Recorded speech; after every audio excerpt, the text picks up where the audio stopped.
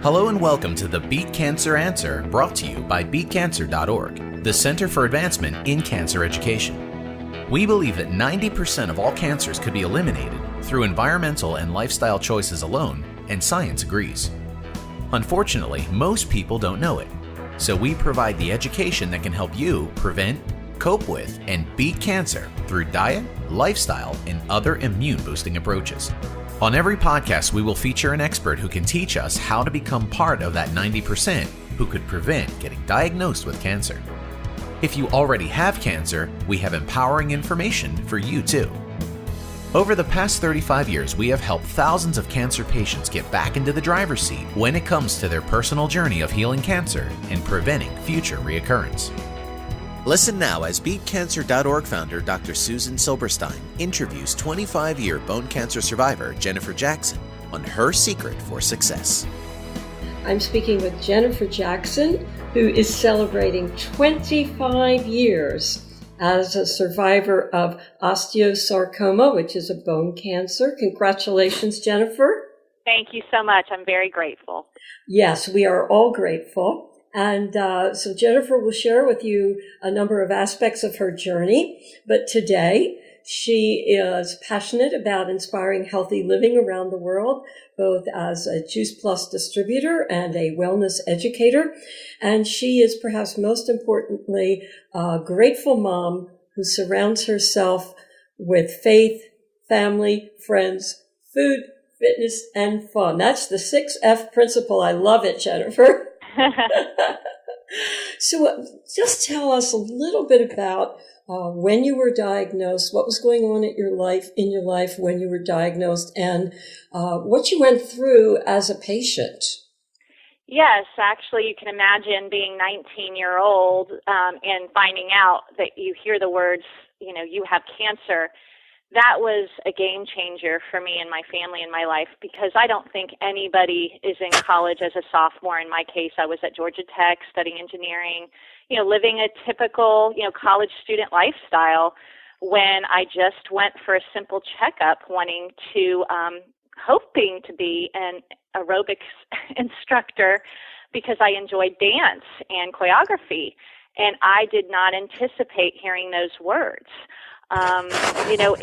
It really made me question, how does someone at 19 get a diagnosis like that? I think the most shocking thing through that journey of treatment that year was only once do I recall someone pointing out to me the power of what food does in the body. And it actually was my oncology nurse, because they were getting ready to put a tube in my infuser port. Back then, we're talking 1991. So for bone cancer, the standard treatment was, in this case, my family decided on doing chemotherapy. And she asked me before they started the chemotherapy, what did you eat before we start your treatment? And I said, why do you ask? Because you guys keep me in the hospital for 3 days because you have to monitor my organs so they don't shut down during this treatment. So, of course, if I'm not eating for 3 days, I'm going to go out and have a big meal. And she said to me, well, see that stuff going through the tube right now? And she pointed it out to me, and I said, what is that? She goes, that's actually all the fat from the high-fat meal you just ate. Wow. And how were you eating before you had cancer? Well, that's also a powerful question in my story, because truly I can tell you I was raised in the 70s. I figured out, in order to keep it easy and be self-sufficient in feeding myself, the microwave came out, and I started microwaving most of my foods when I was home to eat. I typically lived on Oscar Mayer hot dogs or, pizza in a box. And once I started driving, and at 16, I started going through drive-through windows and eating fast food. My standard fluid was soda, and I don't recall ever regularly eating fruits and vegetables except for the tomato slice and lettuce on my fast food hamburgers. Wow. And it's amazing that you were so successful as a dancer and tennis player and cheerleader on such a terrible diet. I really can't believe it. It is quite shocking, but when I look back at my childhood, I remember being sickly in the sense of having asthma problems as a result of being around secondhand smoke. So in the early 70s, once we made that connection, my parents stopped smoking in the home or having people in the home that smoked, so therefore it wouldn't trigger my asthma. But I was typically sick with asthma. Once I hit my teens, strep throat was a common visitor. Just typically always feeling like I was run down with colds. And, I never really made the link between how I was eating and all that exercising I was doing and not replenishing my body in a healthy way through what I was eating. I imagine now that you're twice the age that you were, now you're healthier than you ever were. Absolutely. I tell people today, isn't it pretty ironic but powerful that I can honestly say, today, next month, I'll be celebrating 44 years old and 25 more birthdays since my diagnosis, which is a big milestone for me. It sure is. And I just think about how I feel healthier, better.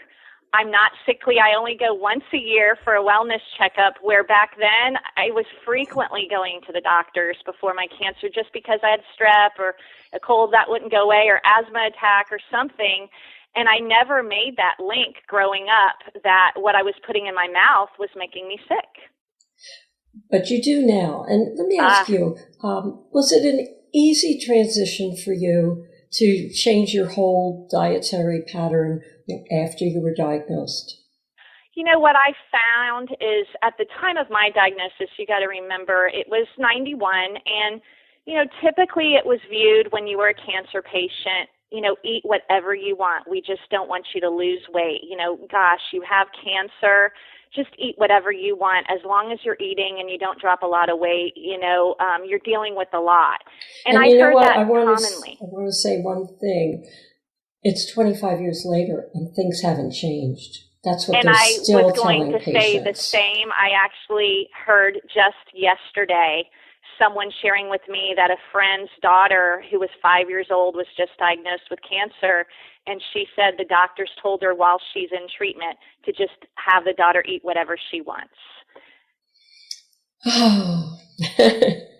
Well, I'm sure that you didn't give up everything you loved overnight. I'm sure it was a gradual transition, right? Correct. And that was part of what I was going to continue to share, is that I believe in doing wellness education with others and sharing what I've learned in my journey. I do share through my story. It is a journey. Once someone gains the awareness that food is fuel and food can help and heal, and also food can hurt and kill through disease based on the food choices we make, that ultimately once we have that awareness, all of us have a choice. And some of us accept that maybe some of the food choices in our lifestyle or lifestyle choices we would be better off evaluating and changing in order to allow those lifestyle choices like eating and exercising and stress management and those things to help heal us. Or, we can continue what we're doing that seems to put us down a journey of sickness and disease care management, which is really, quite frankly, I started realizing and getting aware more so in my 30s when I felt like I was doing things better than I was doing before my cancer.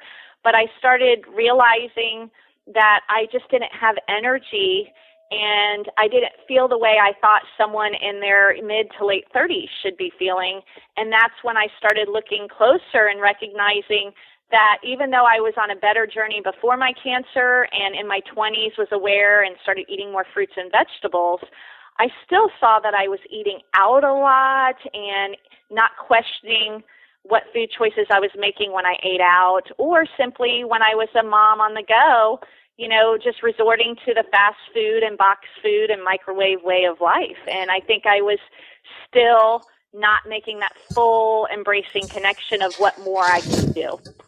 And I think it's important to clarify that we can eat out and still be healthy. I love eating out, but if you can make wise choices, or you can just treat yourself every once in a while and then get back to a healthful routine.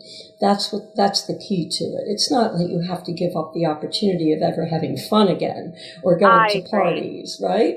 Yes, and as a wellness educator, most of my meetings with clients are over a meal out, because a lot of times through that conversation, it will bring up food choices on a menu and what are the healthier options and why are those healthier options to choose from versus other options on a menu. Because as you well know today, most restaurants or eating out establishments are waking up that people are starting to go down that journey of seeking healthier options when they eat out versus just blindly eating without questioning what they're putting in their mouth. And as I often like to tell people, if you choose to treat yourself, or cheat as the word may be, as long as you're doing a lot of healthy things at the same time, those foods that are not particularly good for you will not harm your body nearly as much.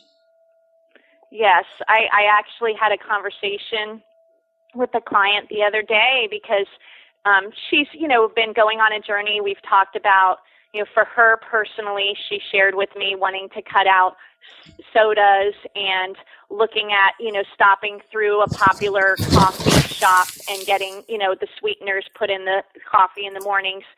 And I said to her, usually what I've discovered is people do best trying to change eating or drinking habits and going down a healthy road by making a simple change versus an all or nothing approach. And when we were at the restaurant talking about this, I gave her examples, but also when we started talking about the menu choices, she goes, well, you know what? I'm going to exercise a lot tonight, so can't I go ahead and eat this since I'll exercise that off later? And it's always interesting to me because when someone says those things, I remember how I looked at exercise and food working together or eating out and what to choose on a menu. And it's a constant reminder that every day we have a choice of how we look at how that all works together. And some days we make maybe one or two great choices in our day, and then other days we may not make any just based on how that day goes. But if we're conscientious and we're striving to make a better choice, then we're doing better than not questioning how we live our life or whether that lifestyle choice is going to help our health or hurt our health over time. So I think a lot of what we're talking about is really preventing cancer, but also preventing recurrence of cancer. Now, were your doctors expecting you to live 25 years? I think at the time of being 19, no one wants to instill scare tactics on a family. But what I've realized the longer I've been, 5 years remission period is a very big milestone for my particular cancer. But as I've reached the 20-year milestone and met different doctors in my field that are familiar with my cancer, they will literally stop me and say what an amazing testimony and story I have, because a lot of people that they either have met or learned about through a case study, they did not always associate my diagnosis as one where they would meet such a healthy 20-year survivor. And that really strikes me because the reality is it is about prevention, but when I continue on that conversation with those doctors and see how they look at the link between nutrition and cancer prevention, and I share my story about my lifestyle choices and what I do nutritionally, they kind of look at me, and then I say to them, well, let me ask you, did you get thorough training in nutrition when you went to medical school? And they will freely admit that they did not. And they even go further to admit that many of them don't have good, healthy eating lifestyle habits themselves because they're so busy in their jobs. So that really starts making me, as a wellness educator, more aware that, if all of us are going somewhere to try to seek something that could help us in prevention, which in this case we're talking about food and lifestyle choices, but doctors aren't necessarily trained in nutrition unless they seek it out or ask for additional education in that realm. We really can't expect those professionals in the medical field to be as a frontline defense giving us education about nutrition if they don't have that education to give us. True. And not only can we not expect them to give us nutritional education, we can't even expect that the statistics that they quote for the majority of patients who are diagnosed with cancer X at stage Y and are going to survive Z number of years, that those statistics reflect anything relating to diet and lifestyle choices. And so when you hear a scary diagnosis and a scary prognosis, keep in mind that the choices that you, Jennifer, have made and our other listeners who might have a cancer diagnosis, remember that your prognosis is just what the average patient tends to produce. But if you're going to be making lots of wise choices, you can tip that balance way in your favor. And you can definitely improve survival statistics, even if that's not what the standard says. Agreed. I think what I've been able to do in empowering my doctors is to be a witness to them, that I think most of them that are tracking my case now, I'm like a case study to them. What amazes them every year when they check in with me is they can't believe the only thing I'm doing, per se, they can't believe, first of all, that I'm not on any pharmaceutical medications 25 years out to help with any side effects as a result of the treatment I chose at 19. They really are tracking my case because of what treatment I chose at 19 puts me at risk for secondary cancers now.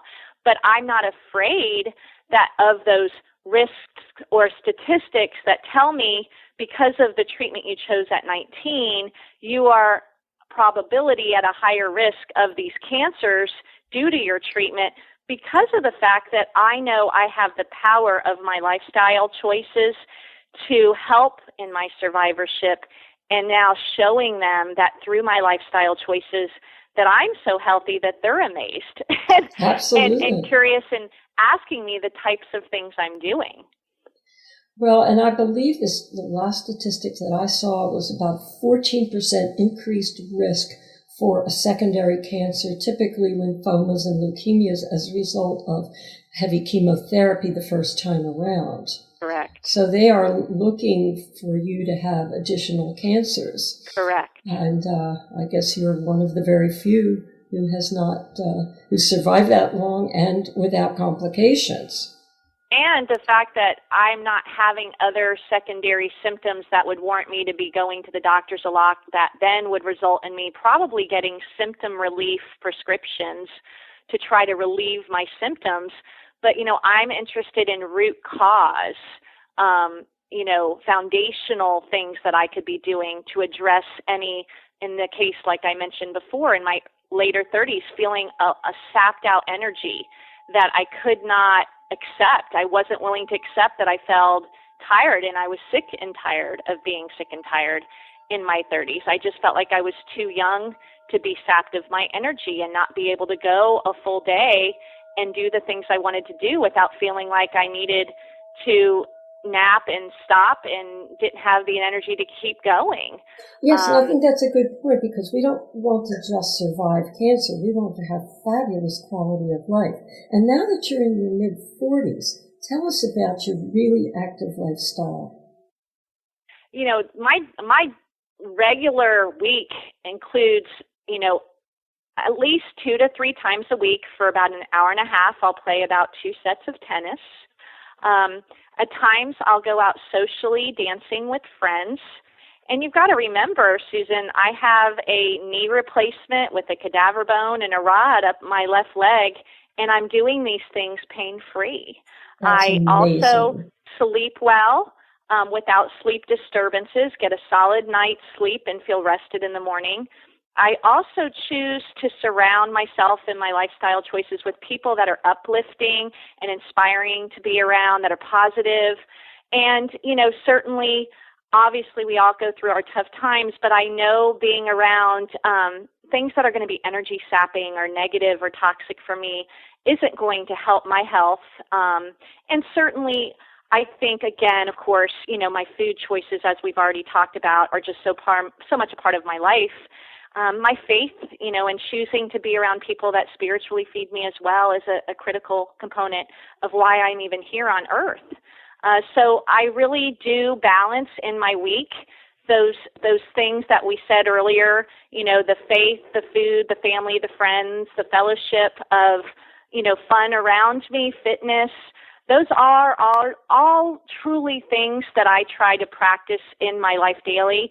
And if in my day it doesn't go so well, or I feel sapped out or depleted of energy, I ask myself, well, in those areas, did you do well in those areas today, or what could you do differently tomorrow? And I just take each day, a day at a time, because I know that I'm grateful to have each extra day on earth since that diagnosis at 19. That's a lot of wisdom for a young person, right? A lot of wisdom.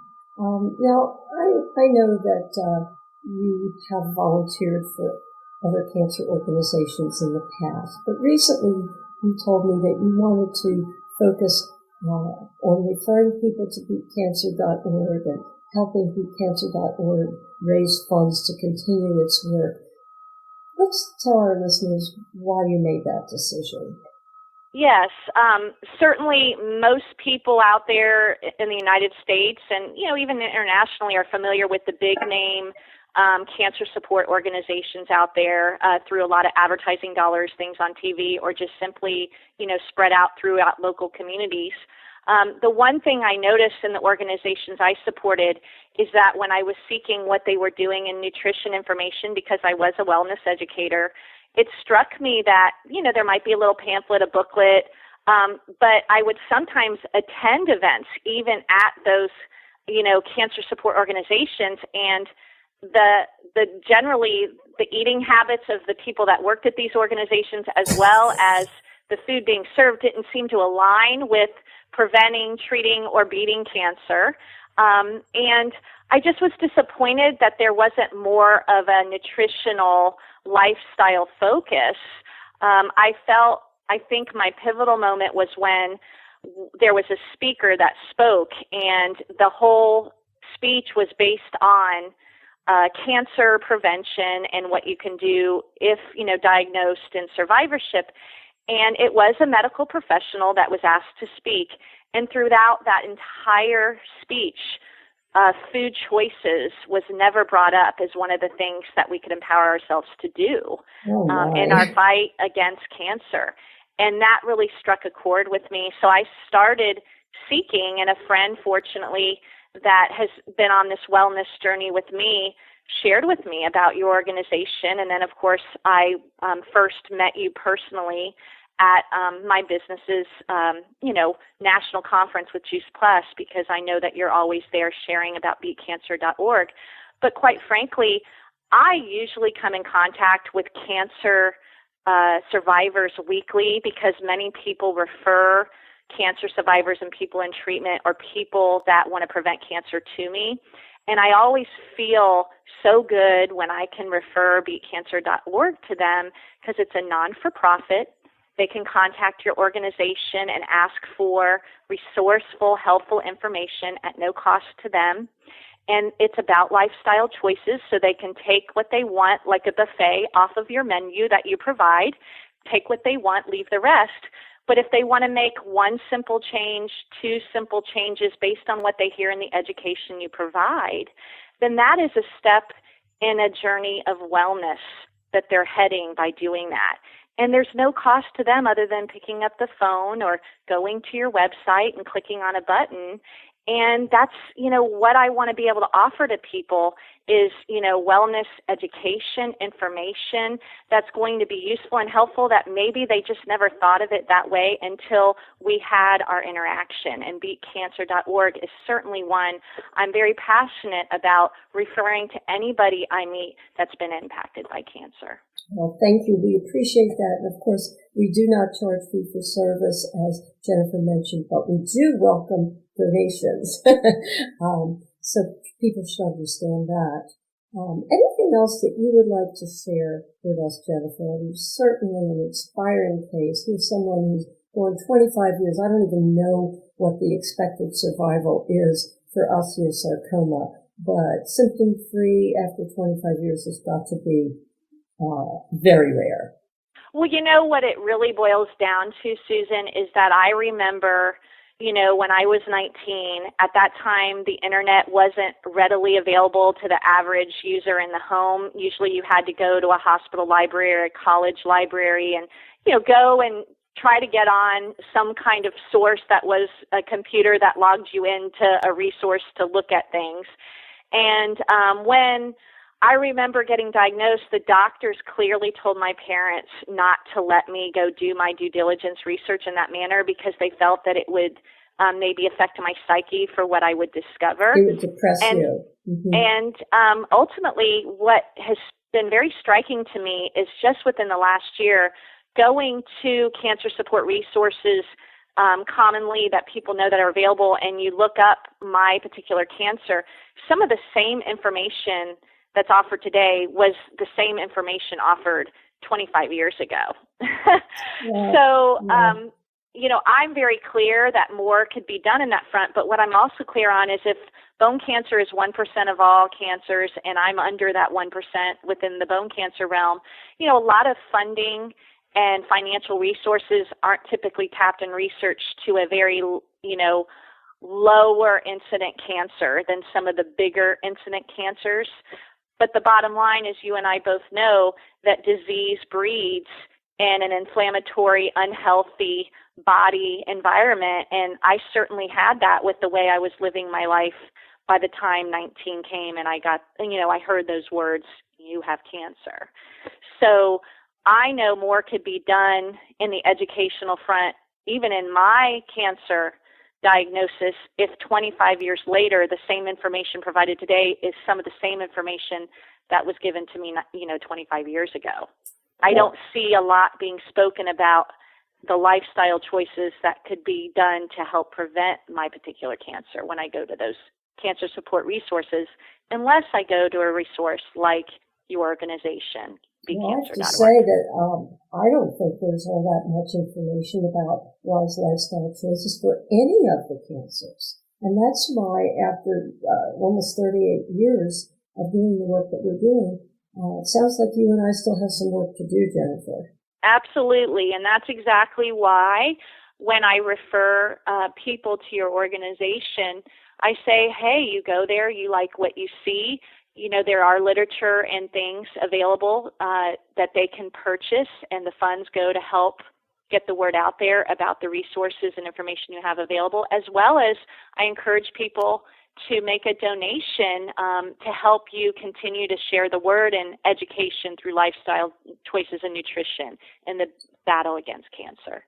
Well, thank you for being one of our incredible poster children. Thank you for sharing your story and your passion. You are an amazing person. I'm honored to know you. And even with half a leg, you are an unbelievable athlete. I've seen you. And thank you for being in my life. Oh, I feel the same way, Susan. Thank you so much for just having the opportunity to share my story. And if it's touched one person and they make one simple change today as a result of going to your website and learning some more information about nutrition and lifestyle choices in the battle against cancer, then my hope is someone out there can beat cancer by never having it come into their life. Yes, prevention is the cure. But if you've already been diagnosed, remember that cancer is just a word. It's not. That's right. Exactly. Thank you, Jennifer. Thank you, Susan. You have a wonderful day. You too. Bye-bye. Bye. Thank you so much for joining us on the Beat Cancer Answer. If you learned just one thing today about how to prevent, cope with, or beat cancer, then we have succeeded in our mission. For more information or assistance, visit our website at BeatCancer.Org. Remember to sign up for our educational email series and get your free gift. Join in the conversation on Facebook, Twitter, or Google+, where you can meet others who think just like you. We appreciate all of your feedback and love your suggestions. Please also remember to rate us on iTunes. Your positive ratings help us to get discovered so we can save more lives. Thank you again for listening, and best wishes for good health from all of us at BeatCancer.Org.